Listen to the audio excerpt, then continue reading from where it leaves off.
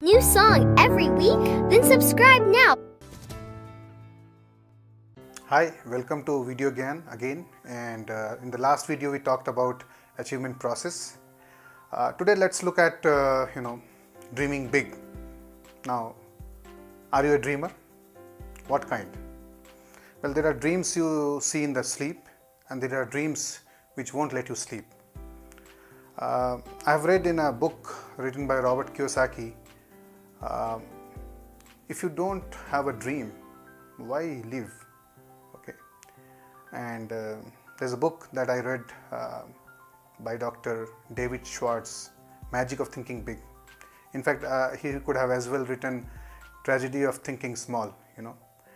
The point is this, that he takes a example where there was a job opening. There were two job descriptions.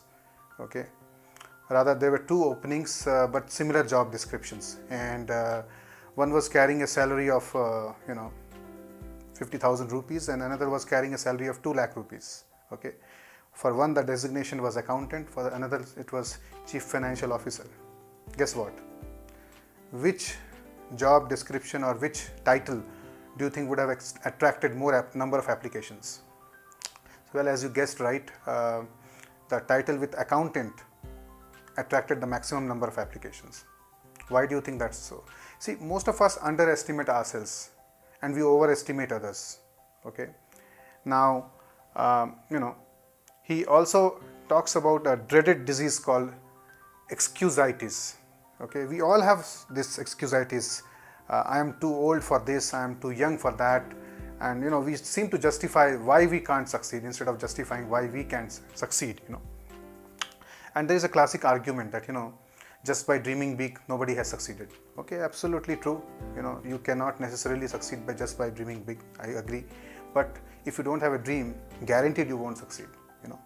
So that's the point. Actually, our society is a victim of limiting false beliefs, and it's something like that elephant and the chain story. I'm sure you would have read about it.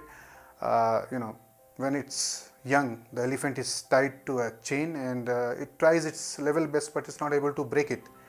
And as it grows up, it grows with the belief that this chain cannot be broken. Okay, and if you were to whisper in his ears that hey, you are big, yes, this chain is nothing for you. Okay, now here's the main point. What do you think once it knows the truth? How much time do you think the elephant would take to break the chain? 1 year? 2 years? Not really. 1 second is all that it would take. Okay, so the point is this: we all are victims of limiting false beliefs, but once you know the truth, you can just change just like that. Okay, and the truth is, our human brain is capable of performing 20,000 trillion calculations per second. There's no computer on planet Earth which comes even closer to that. Okay, that's proven. Now, imagine you have been given such a computer and you are using it like a notepad. Okay, the one who gave you this gift, how would he feel? I'm sure our Creator feels the same way when we don't utilize the gifts that the Creator has given to us in the form of brain, in the form of this human body. And let's look at the next level. Try and answer who you are. Okay, your human body is comprising of cells. Cells are comprising of atoms, and atoms are comprising of subatomic particles. And what are subatomic particles?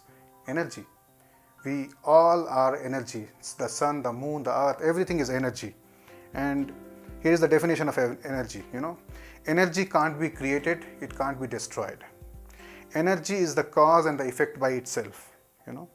Energy is always in motion, and energy follows thought.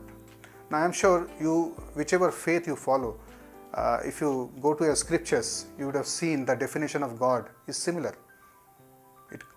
In Gita it says nainam chindanti shastrani nainam dahati pavaka, means nothing, weapons can't destroy it, fire can't burn it, and so on and so forth. So that's the definition of God really. So the God that we seek outside is actually inside, you know. So that's the point. And I would like to talk to you about something called law of attraction. And you know, I'm digressing, but you know, there is a point here. Okay, law of attraction, if you have heard, it says whatever you focus on, it manifests in your life. Okay, it's something like we all are radio transmitters and receivers. Okay, so if I have tuned to 104 FM, I can't expect to hear 93.5. Okay, so whatever I am tuned to, that's going to happen in my life. Okay, so that's the point. Now it's something like this.